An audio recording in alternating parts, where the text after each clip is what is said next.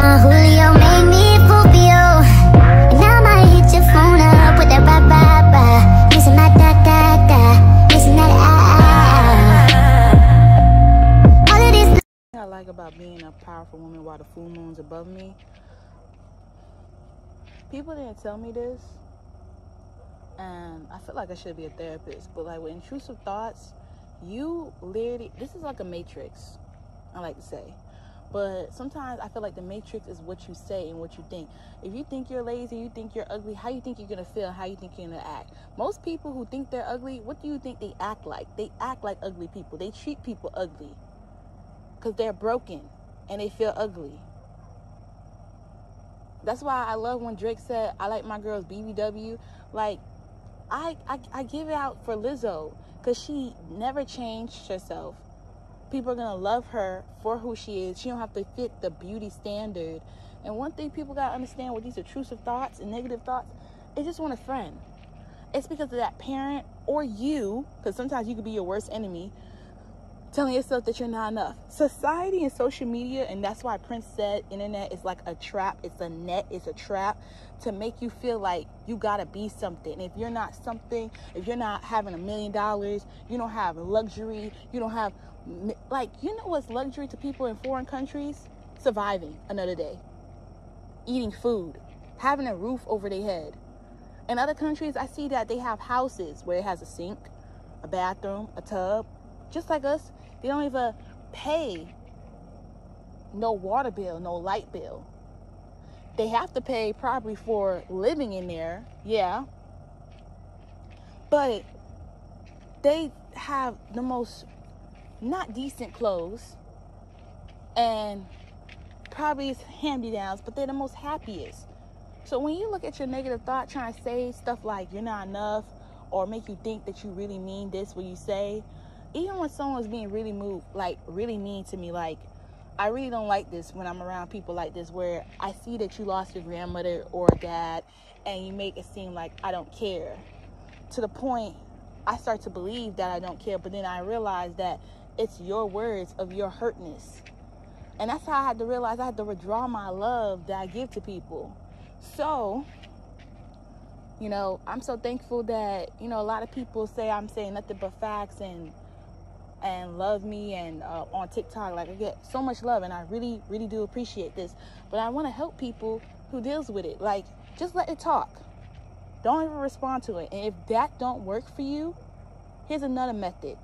Ask the question and see where it comes from. Keep asking questions, and if it's stimulating to your childhood or a relationship or something, maybe you really didn't let that go.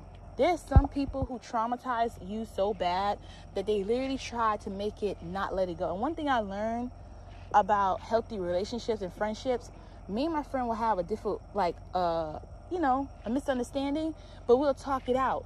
And literally, I will never bring it up to get again. When you're dealing with someone narcissistic, it's not my favorite word to say, or toxic, and they literally don't want to talk about a behavior of making you feel some type of way, it's because their parent did the same thing and they're holding on to that hurt that's within them. They're never going to get that apology from them. The parent probably is absent in their life and they're doing the same. So you have to learn to train your mind to be powerful.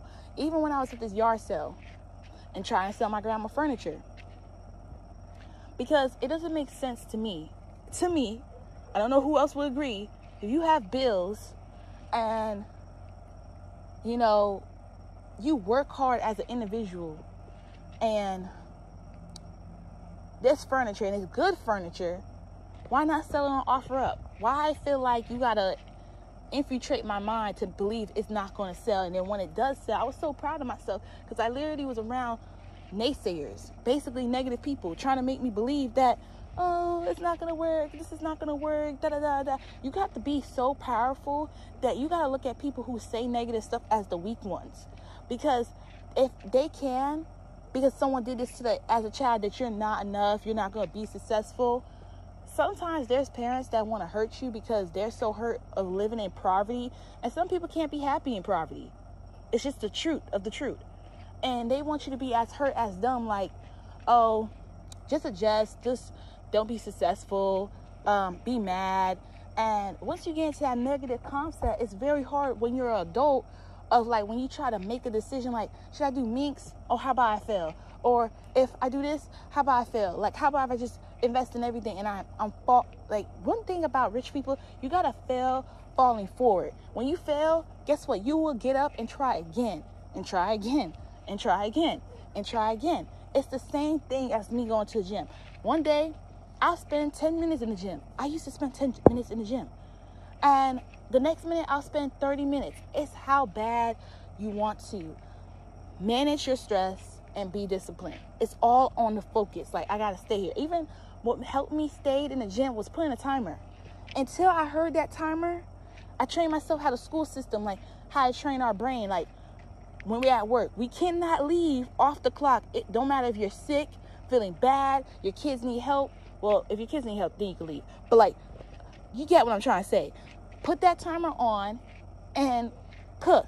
Even when like you're cooking, you can't leave the kitchen and have food on. So anything could happen, even for a split second. So I hope this helps somebody with negative thought. Don't stress yourself out. There's some people that see the joy you have, whether you're smoking and you're not caring about life. Why should you? Where there's so many things that's so stressful and corrupt in this world, and you need to understand, vote and change will happen. But like when someone's trying to overwork you at a young age and you still don't know who you are and you still don't know what you're going to be or your identity or got to know, they are very toxic because they're trying to rush you into being bipolar. And I really feel like my therapist there is people who knows how to make you bipolar. A nice old lady back in her school dealing with toxic, and lately when I started hanging around her and I was smoking too, I learned that she was a little toxic too. Like, you know, because she lady said something out her mouth that was just crazy to me, where she was like, you know, I could mentally abuse someone and cause them to have anxiety and all this stuff. And I was just looking at her like, I don't want to be around this.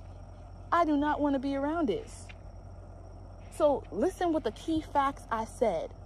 They know in your 20s you're looking for your identity. You're trying to figure out what you want to do and what you be. And when someone try to rush you, especially parents that kick you out at 18, didn't teach you nothing about paying bills or saving or IRA, you got to know that person is a person that don't need love.